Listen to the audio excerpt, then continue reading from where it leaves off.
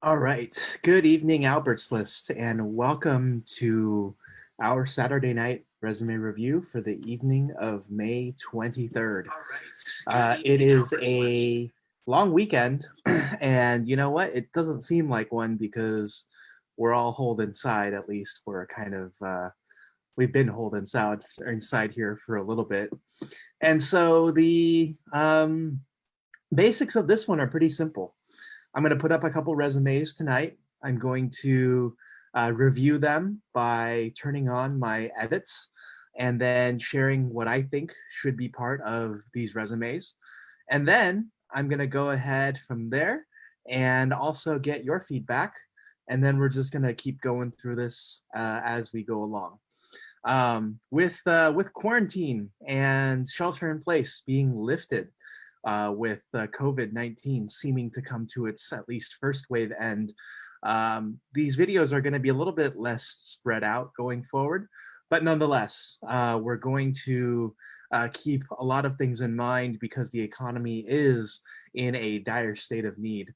And so tonight I have three resumes. This will take as long as it needs to, likely no longer than the top of the hour. So if you're here, if you're tuning in, let me know where you're coming in from, where you're calling in from, how you're enjoying your long weekend, and what you're looking forward to in today's resume review. So yeah, let's see here. I'm going to go ahead and share my screen. And we're going to go ahead and just go ahead and share, I think, each of these individual resumes as they go along. So let me go ahead and start sharing the screen here. And so the first resume we have is from Jacqueline tonight. Jacqueline sent me a simplified Word version of her resume. And here's what I'm going to go ahead and do. I'm going to go ahead and click on tracking, and we're going to go ahead and hit track changes, and we're going to expand this out so that we can see more of the screen. So Jacqueline Wong, yes, welcome. You just sent me your resume, and I'm going to go ahead and go with it here. So um, her roles are senior account manager and also a registered associate at a private wealth management company. And then her background is graduating from school back in 2016 with a degree in quantitative economics with double minors in psychology and business. And then she's got some leadership here, and then she's got some skills and certifications. So the first piece that I want to mention about these kinds of resumes actually is that I like my one column resumes. You've heard me say this time and time again here because I think it brings the attention that is needed in a particular setting when it comes to being able to really tell the story of what a resume has, right? So I know that Jacqueline has her resume generally in PDF format, so it doesn't look the way it generally would look. But essentially here, what you have are your highlights section, your skills and certifications, and then you look to the next column and then you're able to tell the story and you're able to see some of the statistics that she has. And then you're able to see education and leadership towards the bottom here, which is barely just hitting the very bottom of this here. So if I were to rewrite this resume, it would be a one column resume, and here's how I'm going to do it, right? So I'm going to go ahead and actually make this a lot smaller, and I'm going to open up a new version of Microsoft Word here. And I understand that some formatting issues probably carried over here at the very beginning, at the very start. And so I'm going to go ahead and just create this really, really simply because it's meant to be simple. And we're going to just go ahead and do this, right? So her name here, and then I assume her contact information. And this would include your email, your phone number, your LinkedIn, things like that, right? And so where do I usually start first with these kinds of resumes? I start by telling that story, right? And what tells that story? None other than the highlights. So she's got the right idea here, where she's offering up her highlights section, and then she has skills and certifications, and then she's going to talk about her experience, And then she's going to talk about her education. And, you know, there's this other section here about leadership, which I think should actually go as a combination of her education, primarily because so much of this is actually located within her college days, and even so much more to say for that. Because Jacqueline, you've been out of school for a couple of years now. I would even say to some degree, you don't even need to tell me that you were finance chair of what I think was your service fraternity, or that you were a really great customer caller, especially now that you've been able to tell me that you're a superstar senior account executive and somebody that who is able to manage a lot of private wealth along the way, right? So in order to really showcase that, we want to be able to tell your story in a way that tells us about you now in May of 2020, not who you were back in April or May of 2014. Those days have long passed. They were 6, 7 years ago. And so that doesn't matter necessarily as much. So what I'm going to do first is I'm actually going to go ahead and copy through your education, and I'm going to go ahead and copy this down this way. All right. And actually, this is going to be interesting because you have this written in a way that's that I think makes it seem like you put it in tables. So this is going to be interesting. We're just going to go ahead and, yeah, we can go ahead and do that. We can just drag and drop it. And so we're going to go ahead and also simplify this by saying that you are a minor in psychology and business. And I think if you wanted to say that you were a part of Alpha Phi Omega, the Rho-Phi chapter, and you were president of the Triton Consulting Group, these are some things that you could probably put down here as an under activities, right?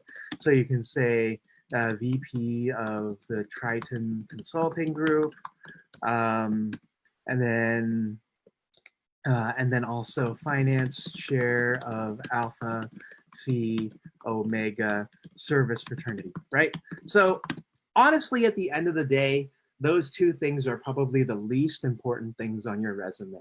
And I know it's probably shocking to hear that, but at the end of the day, unless you end up speaking with somebody and interviewing with somebody who was VP of Triton Consulting or the finance chair of Alpha Phi Omega, it's not really going to matter at the greater scheme of things. So that's your education piece. The next piece I'm going to actually go to is your skill section. Your skill section is the next important because it's also probably the most straightforward that it can possibly be. So we're going to go ahead and drag this down here, and I'm just going to deal with the craziness of the alignment of everything here. So let's see. Holy cow! All right, so here we go. Yes, thank you very much, Marta. I appreciate you being here and spending some of your Saturday night with us. So your skills section is good. You have a variety of different things. So what I've noticed here is that when you have skills and certifications are actually two different things. So at the very end of the day, what you actually need to do here is take your certifications, for example, what you have here, and you actually need to stick it underneath your education section. Because those are things that you've invested in yourself with in order to become better adept at what it is that you do for work. So you would have something like Coursera with Duke University, Excel to MySQL, Advanced Techniques for Business, and then you would say acquired certification, something like May of 2019. And so that would get rid of this line right here because that's your first certification. The next piece you would mention to me here is that you got your FINRA Series 6, 7, and Series 66 license, right? And those are very, very important in the field of finance. And you would say something like acquired licenses, maybe say, since you started this role, October of 2016. And let's see, what are you saying here? Should you tailor your various skills and certs for each job or list it all? Honestly, yeah, you should definitely specify based on the job that you're applying for. And I think because you have acquired these, if these are still um, very much, very much, what should I say, relevant for for the time that you're here, I think that you should definitely continue to have them here as well. And so obviously have this in line in terms of lettering. So University of California, San Diego, right? So we've now, and then I think this is this chartered retirement plan specialist. I assume this is probably also a certification that you could probably put underneath here as well. So we'll just go ahead and put that here right now.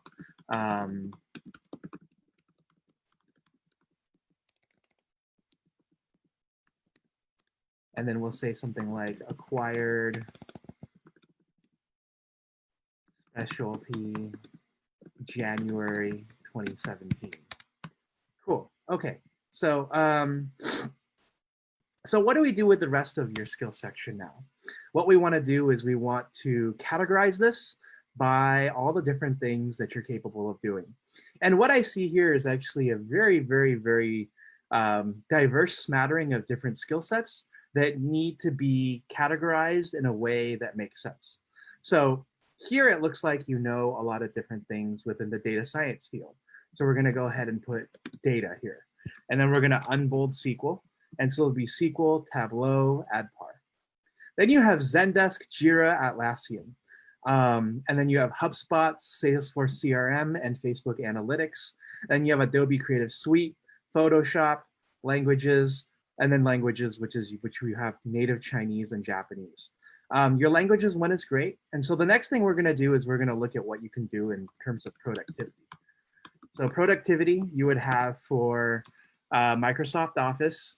And so this would include things such as Excel, Word, PowerPoint, and then whatever else you wanted to put after this.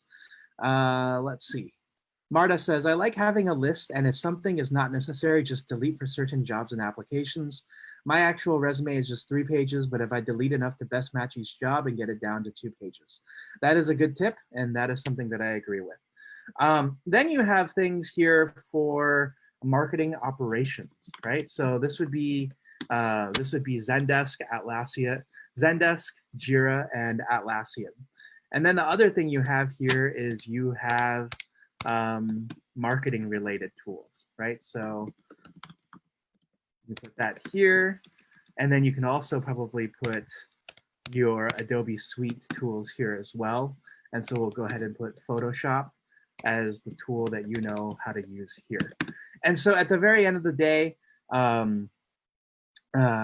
yeah, you know, it is, Charles, but I just keep it on there because as much as you might think that it's something that is kind of trite these days, people are still going to follow it, and people still think that it matters.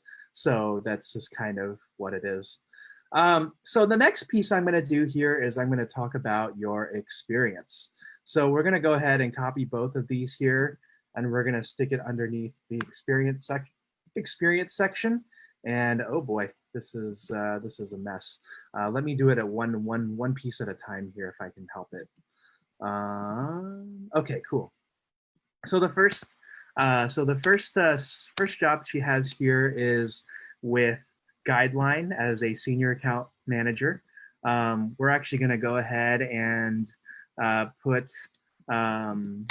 her date for when she did this here, and then we're going to put her location for where she did the job here, because it's important that she can save a couple of lines. We'll take that down from 3 to 2. And then we're going to go ahead and copy her Morgan Stanley experience down here as well. And let's see how that goes. Okay, so we've got divider section issues. Okay, oh, shoot.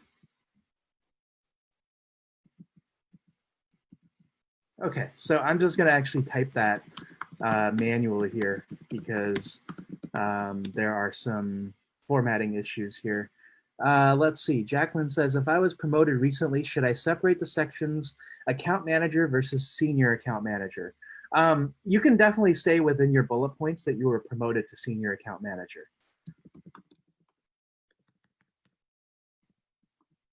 And then this was Palo Alto, California. Registered associate.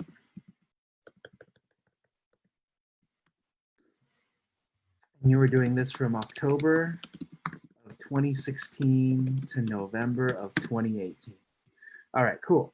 And then you had, let me see if I can still copy this. I am hopeful that I possibly can.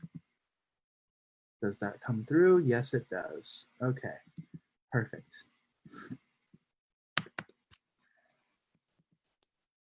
Okay, all right, so this is Calibri.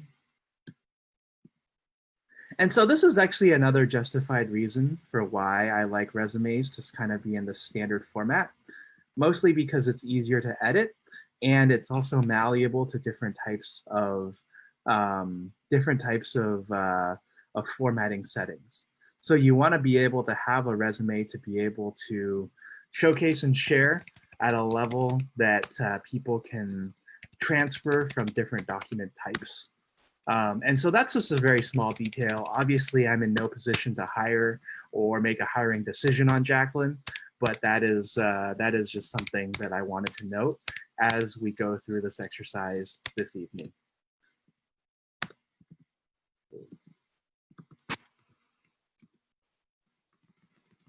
And then Marta, you're asking again here.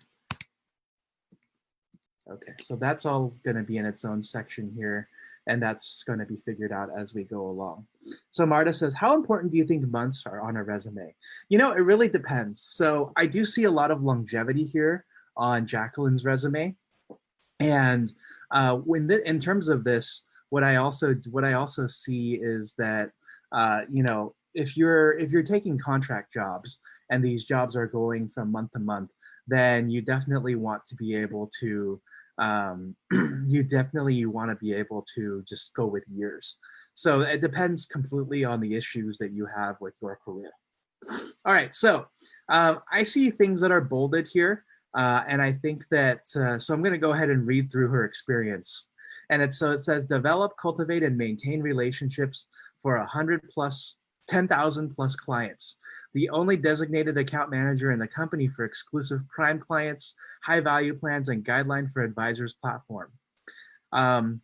Lead high impact projects to automate payroll changes and compliance testing to reduce corrections and save $500,000 in company errors. Let's see. So yeah, Jacqueline says, in terms of resume format, is it true that certain companies screen out PDF resumes because they can't read words and such? Yeah, and so, you know, going with Word is easier because sometimes your recruiter will take your resume and re-edit it to fit whatever format they need.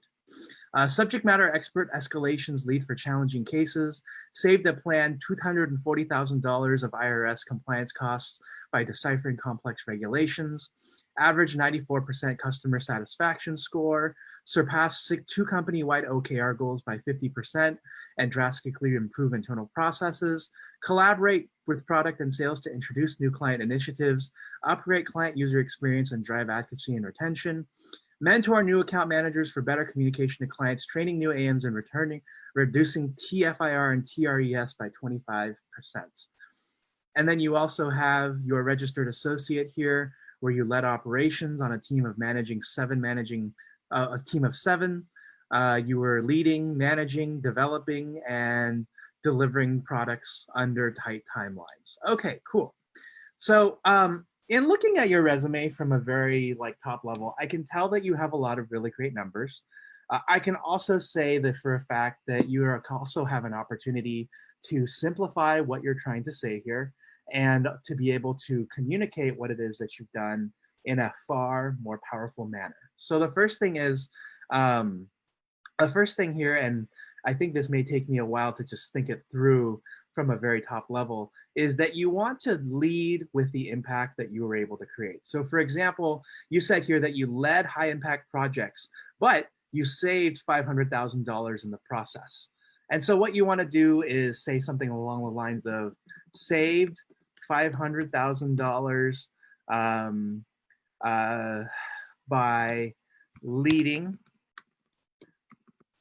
high impact projects to automate payroll changes and compliance testing. Yeah, there you go. In company error costs by leading high impact projects to automate payroll changes and compliance testing, right? So that's the first piece that really simplifies it here, where it gives you the opportunity to really be able to offer that you've done that. And then you would say, and then here above you said, develop, cultivate, and maintain relationships for 10,000 plus clients. 10,000, I would say, exclusive, prime, high value clients, plans, and plans through the Guideline for Advisors platform. And so we want to be able to actually shorten this to fewer lines. So we would say led the development, and you can just literally say that you led the development and maintenance of relationships for 10,000 of these high prime value clients, right? And so let's see, what else do you have here? Say subject matter experts and escalations lead for challenging cases. So then you could say, and I want to also obviously spell things correctly here, so maintenance here. And then also, you also want to say led challenging cases, including for a plan that saved over $240,000 of IRS compliance costs, right? And you might actually want to state this in this first line too, because what you're doing here is you're saying that you led it, and not only did you lead the development, but you also led challenging cases, and you saved all this compliance money, right? And so the first two pieces here, honestly, you're saying you've saved this much money and you've saved this much money. And so in any case, you could actually combine this line and this area in yellow together, because you're talking about saving money over time. And if you can talk about how much money you've saved over time in one bullet point, that may actually help you even more. So you might want to even just say saved $750,000 in company error costs by leading high impact projects to automate payroll changes and compliance testing, and understanding IRS compliance costs, right? And so that's going to actually save you a line and a half here. That's going to help you out a little bit later. That's a recommendation. You can let me know whether you like that or not. So let's see. Collaborate with product and sales to introduce new client initiatives, upgrade client UX, and drive advocacy and retention.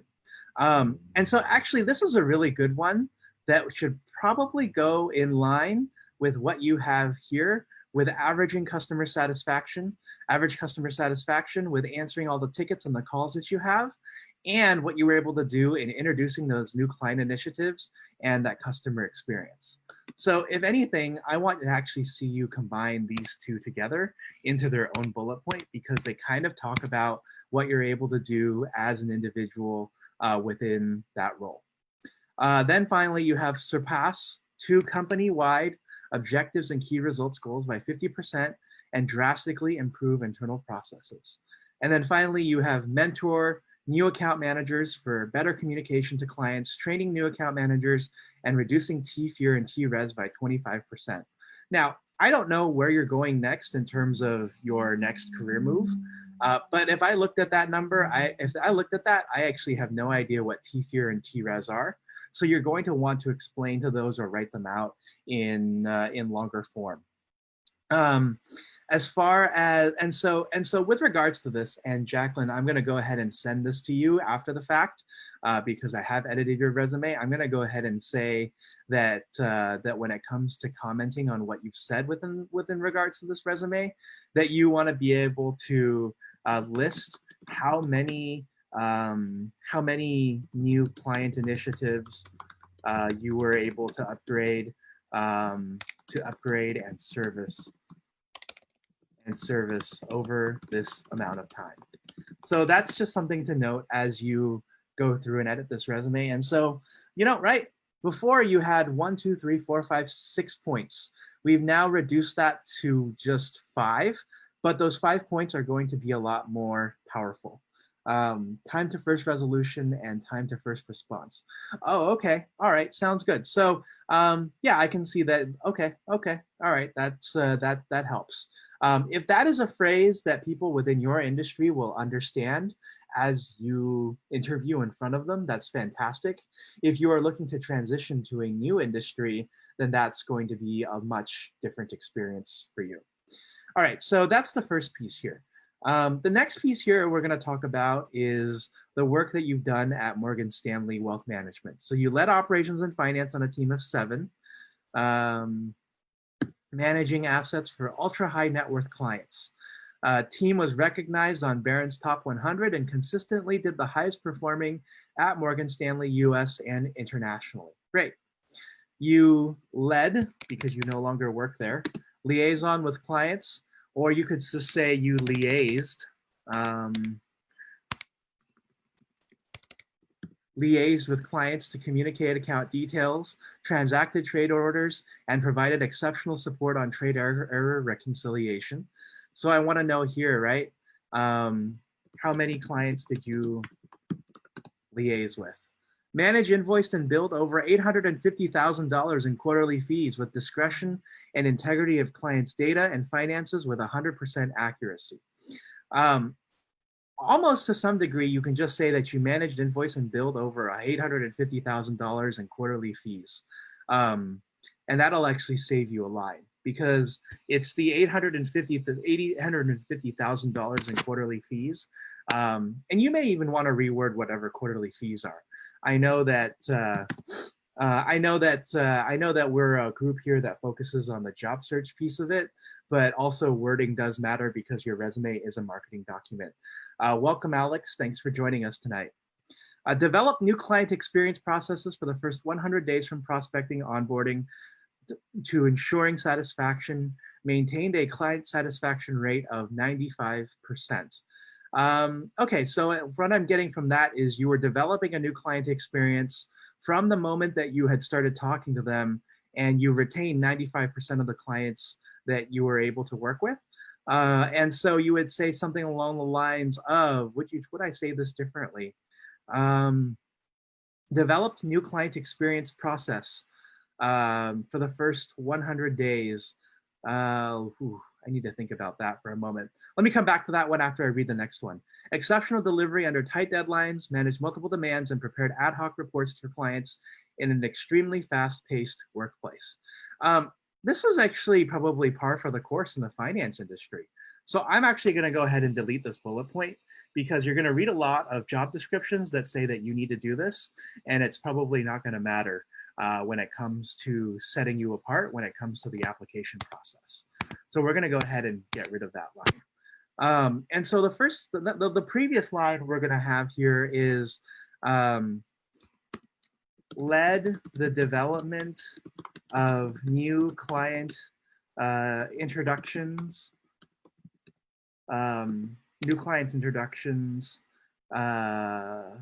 by creating unique experiences through onboarding and customer success. Client retention rate of 95%. So I said this because I think what you're doing is you're creating that customer experience that allows a customer to come on board with that wealth management approach and are able to and are able to really get that customer success that they're looking for as they hop on. All right, so I'm gonna go ahead and bold this as well, just because for design reasons. And then what we're gonna have is this. And then, okay, all right. And then we're gonna go ahead and put relevant experience. You have your education, you have that. All right, okay, cool. And then we're gonna go ahead and just call this skills. And don't worry about the fact that that everything is track changes now. It is not a reflection of you as your resume. All right, so the final piece here, now that we're at the end of this, is your highlight section. And so your highlight section on your original part said, high performing client success operations and relationships professional with 5+ years of experience, inquisitive critical thinker, highly organized and efficient in solving complex business problems, passionate about cultivating relationships, high energy, quick to adapt, and a drive to succeed. All right, so if you've heard any of these before, you know that buzzwords don't really hit me anymore, because once you've read enough of these resumes, the buzzwords don't really make a difference. If you're high energy, quick to succeed, passionate about cultivating relationships, efficient in solving complex business problems, an inquisitive business critical thinker, and highly organized, that likely describes all of the people who work with you in this industry today and have these skills just as you do, and it doesn't make that big of a difference. So what are we gonna do instead? What we're gonna do is we're going to pull from your resume here in this main section and develop a new highlight section that is uniquely tailored to what Jacqueline Wang has done over the last 4 or 5 years that you've been within the industry, right? So what are the things that are really amazing about Jacqueline as she's been able to go ahead and make a name for herself in this industry, right? So here between the work that she's done at Guideline and the work that she's done at Morgan Stanley, you could say that she's a proven wealth management and financial services consultant with an average of XXX. So this is how many hundreds of $1,000s under management and a focus on customer success with a 95% retention rate, right? That's something that your competition is not going to be able to speak to, because you own those numbers, and those are numbers that you have created in your own career in the past. We're going to go ahead and make this smaller. And then we're going to have, let's see, customer, or let's say we're going to say, okay, let's see, team leader,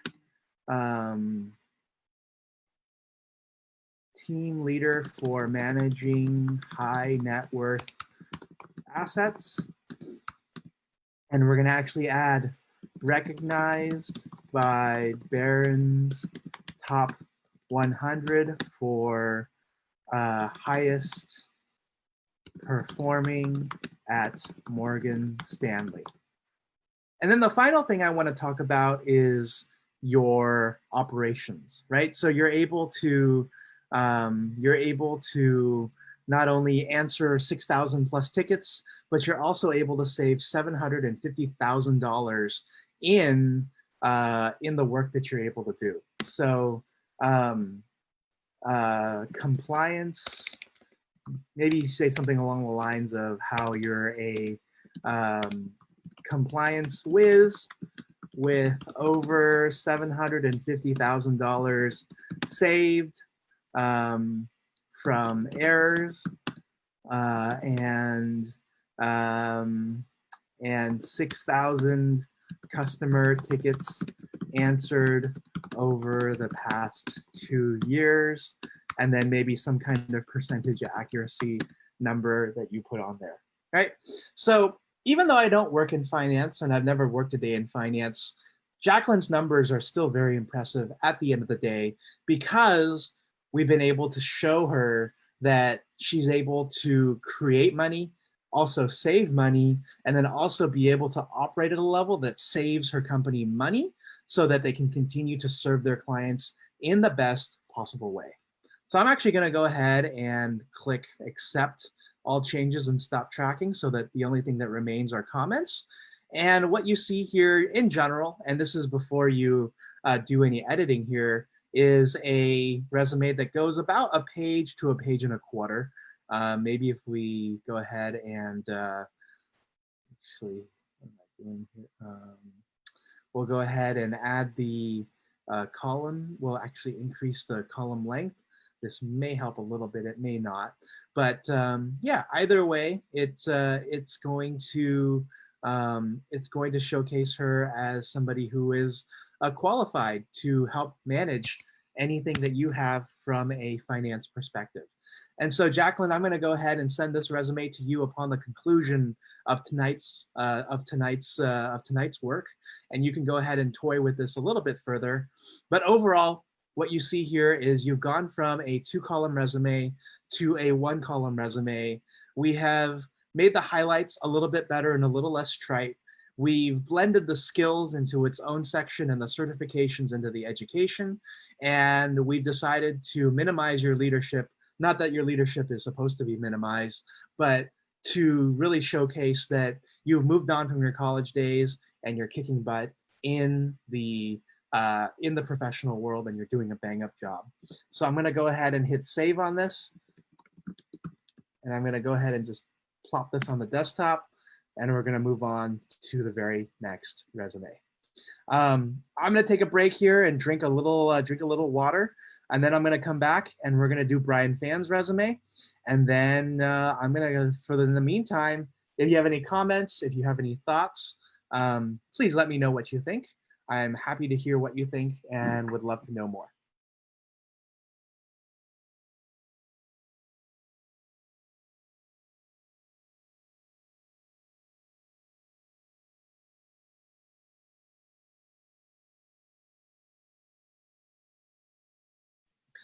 All right, thank you, Jacqueline. I appreciate it. I'm glad you enjoyed it.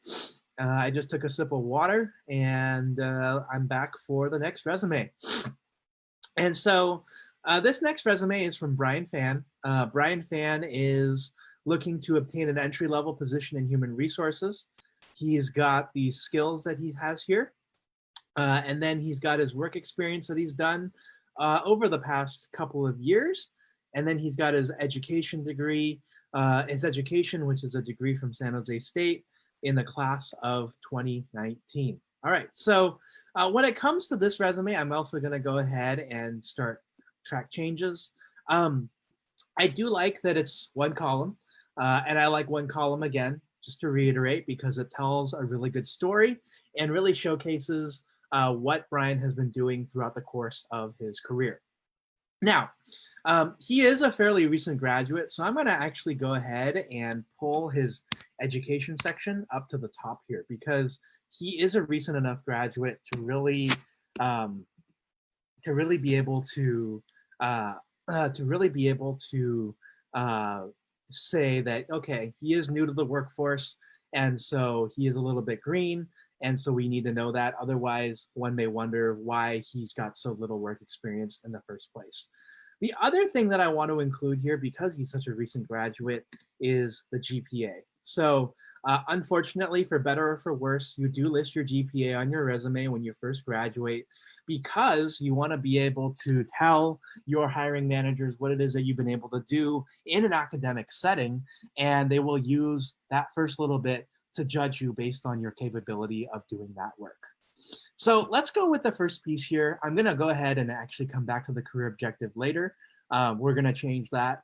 The skill section we're going to start with next. And so what are his skills? Conducting phone screenings, strong attention to detail, good professional, verbal, and written communication skills, excellent interpersonal skills to build relationships at all levels, and proficient in recruiting through Handshake. All right, so I don't know that much about HR, but what I do know about HR is that HR is very technology driven these days. And I understand that when it comes to doing HR related things, you need to have strong attention to detail, good professional verbal and written communication skills, excellent interpersonal skills. However, these are all things that every single other person is going to claim to have as well. And this is every single thing that you're going to see on a job description. So we're going to go ahead and get rid of those two lines. And then we're also going to get rid of excellent interpersonal skills. And if anything, I'm actually going to get rid of, if I can, these two columns here, because it doesn't necessarily need to look, because these skills need to be more, I guess, in terms of what they are, hard. So hard skills meaning skills that are very unique to HR and are able to really showcase that you know what you're doing. So for example, we're going to put HR skills here. We're going to go ahead and bold it, conducting phone screenings, scheduling, etc. So things like that. There's also going to be HR technologies, which is what he mentioned above. And these are things like Handshake. Maybe we'll throw in Taleo in there. Maybe we'll throw in any of these other Lever, any of these other tools that are out there as well. And then maybe we'll want to put productivity, right? So I know, Charles, you mentioned this earlier, but we're going to throw in Microsoft Word, Microsoft Office, and put in Word, Excel, etc., all this stuff, because those are things that do matter in an entry-level office where you're just working for the very first time. Okay, so the next part we're going to go to is we're going to look at the work experience that he's had, and we're going to go ahead and put professional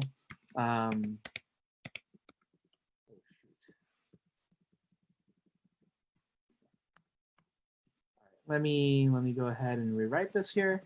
Professional experience, right? So because he's been out of school for just this little bit, we want to be able to delineate between what he's been doing professionally and what he's also probably been likely doing in terms of what he's done in the past. So we're going to have another section here called other experience. And so the reason why we do this is because we want to be able to show that, yes, he worked during school, but this work during school, which we're also going to shorten a little bit, showcases that he's able to work with people, that he's able to manage, and that he's got that ability, and that shows his potential and tells his story, right? So the first piece he has here under other experience, and we're going to go through that first, is that he was a manager at Learning Star Tutoring from July to August of 2019. He processed and validated payments from parents of students enrolled in the program, filed paperwork and maintained spreadsheets, students and language arts, and then he tutored 15 to 20 students ranging from 1st to 12th grade in math and language arts. So I'm going to actually go ahead and delete the second line, process paper and maintain spreadsheets, since it's very operational and it's probably something that you can merge with the first point here, especially also since he's not working in this area as much anymore. Process payments, or we just say managed information from parents of students enrolled in the program. All right. And so he was actually here doing multiple things. And so we're going to go ahead and let's see here. Oh, yeah, this is what else I wanted to do. So we're going to go ahead and put, let's see, one line here. Actually, you know what? Doesn't really matter at this point. We're going to go ahead and just put tutor underneath there because he was a tutor at that point.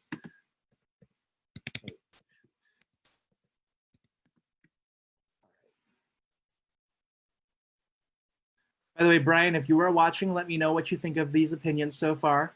If you are someone else who's watching and would like to offer your opinions, let me know as well. And so we're also seeing here, taught language arts to a math of 10 to 15 students, 10 to 15 third to 6th grade students. And so that's going to get rid of a line. Tutor 10 to 15 third to 7th grade students in these 3 subjects, compiled reports on students' academic progress on the program, advertise the program to prospective customers. Okay, so I think I'd like to see more specificity. How did you do than that? So how did you market it? What were the results?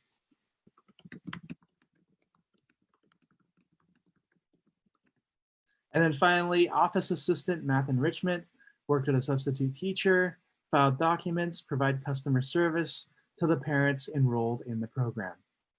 All right, so if anything here, I actually want to find a way to shorten this section since you are about to graduate, and since you've already graduated, I would say manage information and recorded academic progress.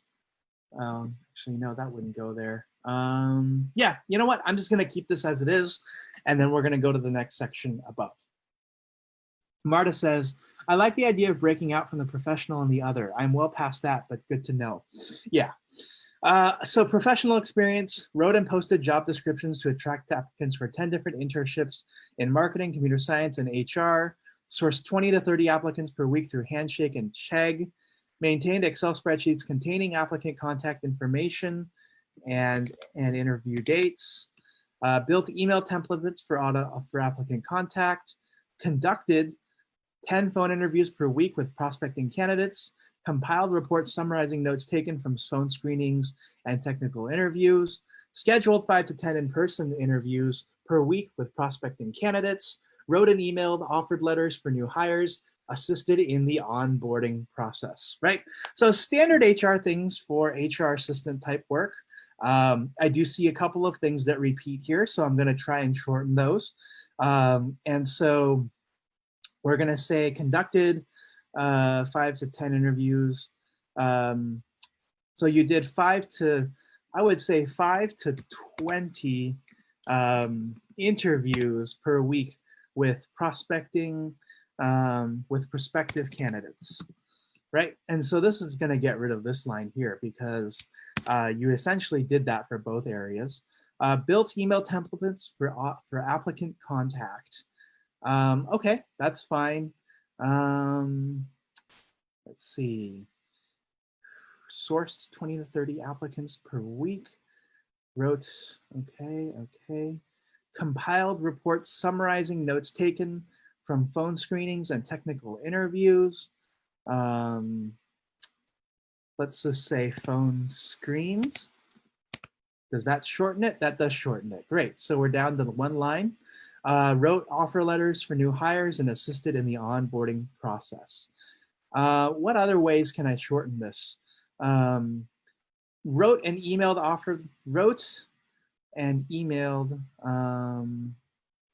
I would just say produced offer letters for new hires and assisted in the onboarding process. So that's going to get rid of 1 more.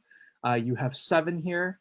So you wrote job descriptions, you sourced applicants, you maintained their contact information and interview dates, you built emailed templates for applicant contact, you conducted 5 to 20 interviews, you compiled reports summarizing notes, and you produced those offer letters. Great.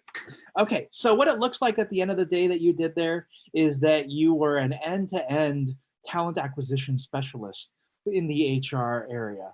What are you saying here? You're saying, is it necessary to specify if the interviews were over the phone or in person? You know what? I would say that that's an interesting point nowadays, mostly because a lot of companies are doing their interviews online. And so, and a lot of people are working remotely. And so it would definitely be, I think, something to just say that you handle those interviews, just interviews in general.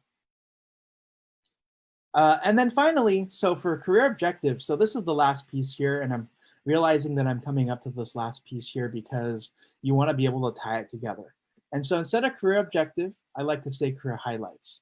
And I like to say career highlights because every person who works in HR has that objective, which is to obtain an entry-level position in human resources, right? So we're going to go ahead and delete this, this line here.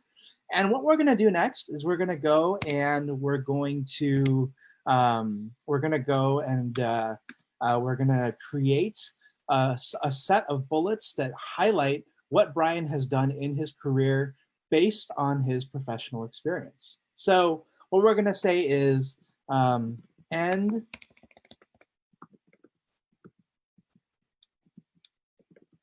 end-to-end talent acquisition and HR professional focused on high volume recruiting, interviewing, and onboarding, because all of those are things that you've done before, within for marketing, engineering, and HR roles. So that's your first piece, right? And if you want to, you can say that you've filled over 20 of these roles over like a 7-month period. So say like filled 20 plus roles in 7-month period. So that's the first thing that somebody's going to see when they come to your resume. And by the way, don't worry if your resume is a little bit goes over a little bit, a couple pages. I'm actually going to go ahead and make your copy a little bit smaller here so that it'll all fit on one page. Your second one can be educate, can be, let's say, let's see, office manager with 6+ years experience running tutoring offices that serve 1st through 12th grade math, language arts, and English English students. And so those are the first two that I'm going to go with for you. And the reason why I say these is because they do highlight your resume in the best way possible. Your experience in an office setting from your pre-college days is very impressive. And so you definitely need to be able to showcase those. And then the second piece that you have is really being able to showcase what you've done from an HR professional perspective. So what I would recommend you doing from this going forward is to expand upon your skills section, because there are likely more skills that you've done. And then it's also to expand upon your career highlights for possibly a third bullet point to showcase what it is that you've done and what it is that you think people that will want to hire you next are going to want to do. So I'm going to go ahead and accept all these changes. I'm going to go ahead and make this one page. And yeah, this is your new resume. I'm going to go ahead and send it back to you at the conclusion of tonight's call. Do you have any thoughts? Let me know. I'm going to go on mute and I'm going to take another sip of water.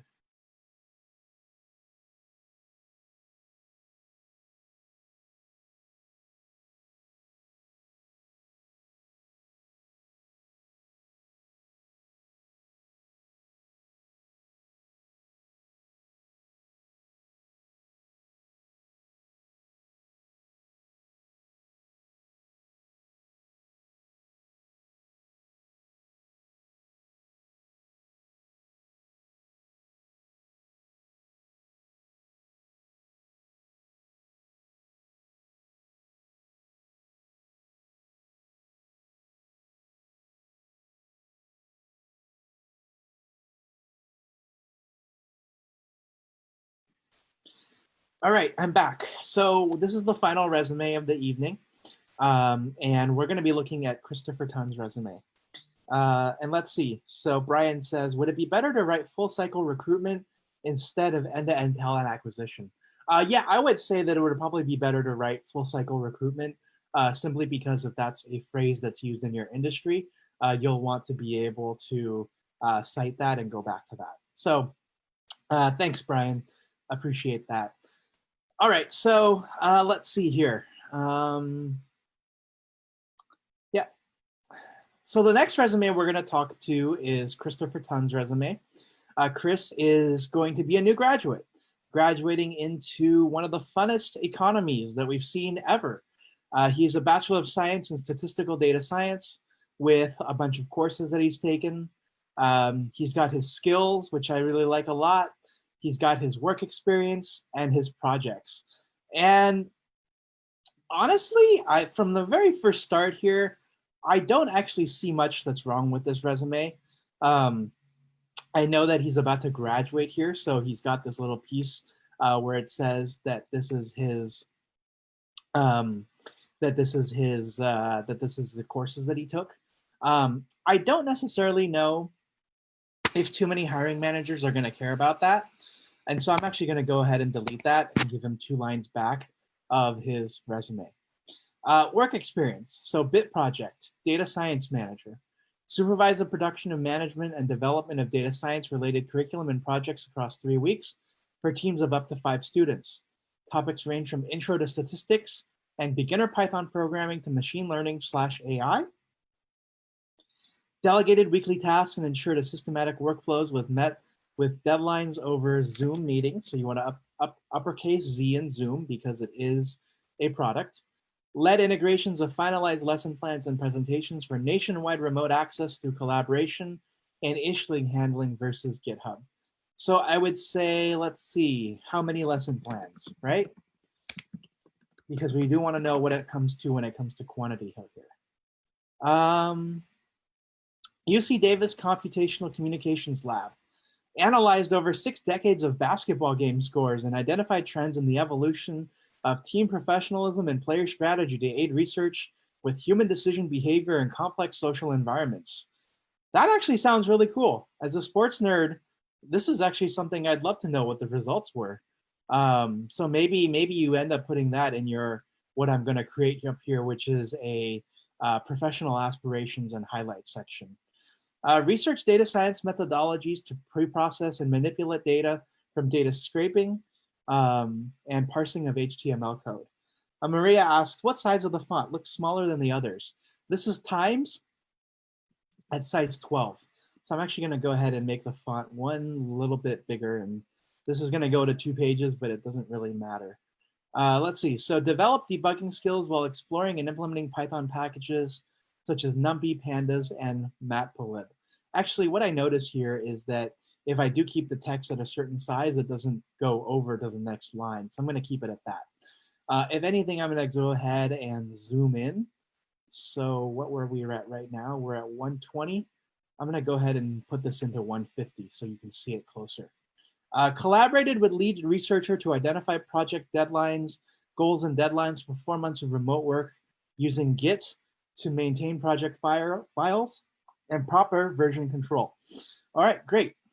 So overall, I actually don't have any challenges that I'd like to bring up with this necessarily, because what you are more or less doing here is compiling the data. You're not doing anything strategic, and especially since you're about to graduate in June, what you're actually probably going to end up doing is a lot of data compilation when you get into your very first job.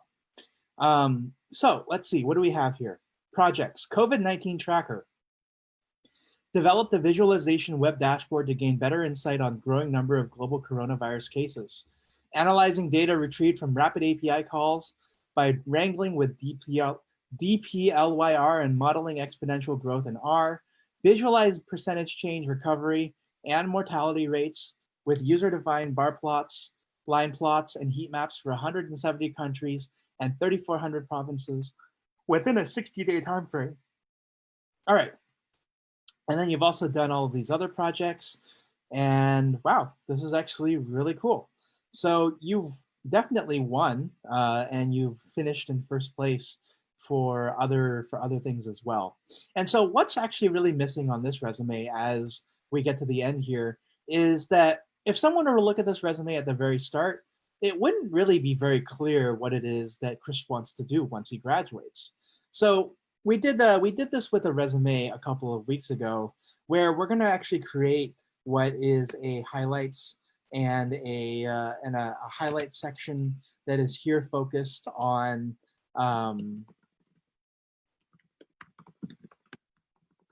that is focused on where Chris wants to go next when it comes to what he wants to do. And yeah, I agree with you, Marta. These projects are super, super impressive. I definitely wasn't winning anything in college, much less doing anything on coronavirus as we get into here. So I would say the first bullet point, we're going to do what we're going to do is we're going to introduce yourself. And in this introduction, you're going to be talking about your interests as what it is that you want to do. So aspiring, I'm going to go ahead and also, aspiring data scientist seeking roles in X, Y, and Z fields / industries where I can, and then do the following things. Right, and so I'm going to put that in there first because it's important for you to be able to communicate what it is that you're looking to do and what you're looking to do as you head forward into your career.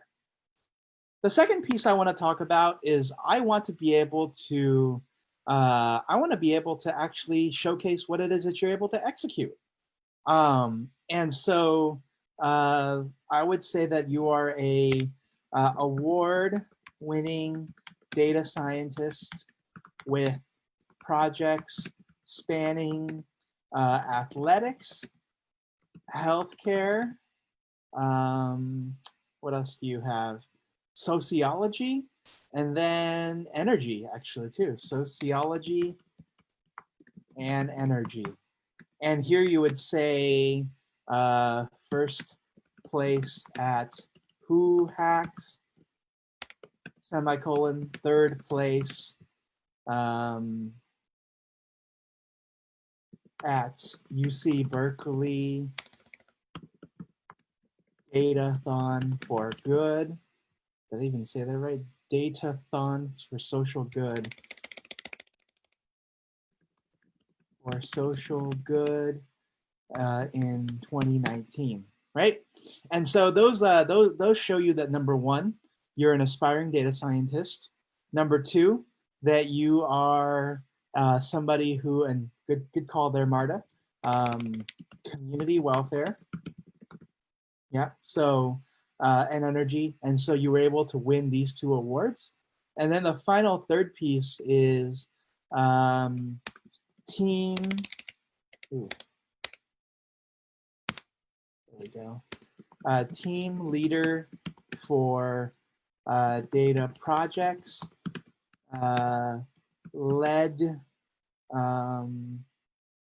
5+ students in developing statistics curriculum. And then what else did you do? And 10+ team members for hackathons, right? And so this showcases to me that you're maybe able to come into a new job and you're able to hit the ground running, do really well, and be able to show up and may not need that new graduate handholding that a lot of new graduates need upon entry into the workforce. So just looking at this at the very end, your resume is already very good to start, Chris. And I think you've already done a very good job. You have some very good skills here that are going to take you very far. You also have some really good work experience, and you have some really interesting projects, especially this one on basketball games. And you've also done some very cool humanitarian work where you're doing energy, you're working on COVID-19, and you're doing homelessness analysis. And so I think that's really impressive at the end of the day. Patrick is asking, what is the reasoning behind having a highlight section? I don't see them used a lot except here, and typically see advice saying to skip the objective highlight section and use the room for other things. So the reasoning behind the highlight section is this, is that when you look at any single resume, Patrick, that the people who spend people spend most of their time on their resume in the top left-hand corner. And so ideally, if you want to put anything in the top left-hand corner, it's to get somebody's attention. And so the reason why I don't believe in an objective statement is because anyone who's looking for a job in the first place is pretty much has an objective to attain employment. And I prefer the highlight section because it pulls from the resume the most impressive things that you've done in the past, so that when somebody who looks at the very top of your resume doesn't have to look long and is like, okay, all right, do I want to read this resume any further? And if they're willing to read that resume further, they have all that data to look forward to. Yeah, Marta is correct in that. Thank you, Marta. Appreciate it. So I'm going to go ahead and click review here and go ahead and accept all changes and stop tracking. And this is kind of the resume that Chris is going to have going forward. Obviously, there's some formatting issues here that we can figure out, but those are things that will all be fixed with time. All right, so yeah, with that noted, I'm going to go ahead and click stop sharing here. We're about 8 minutes past the top of the hour. For those of you who are watching and continue to watch throughout this entire video, thank you for your time this evening. I know it's really valuable to have you here at this time, even though it is Saturday on the week before Memorial Day, and that many of you are probably trying to be outside anyway with everything going on. And so, yeah, we won't be back here until Tuesday when we have a mock interview with Alexander Tam and Corey Hiramoto of CareerShakers.com.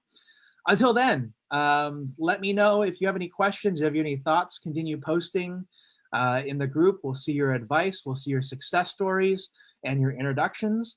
And until then, hustle hard and best of luck in these times, and we'll talk to you all soon.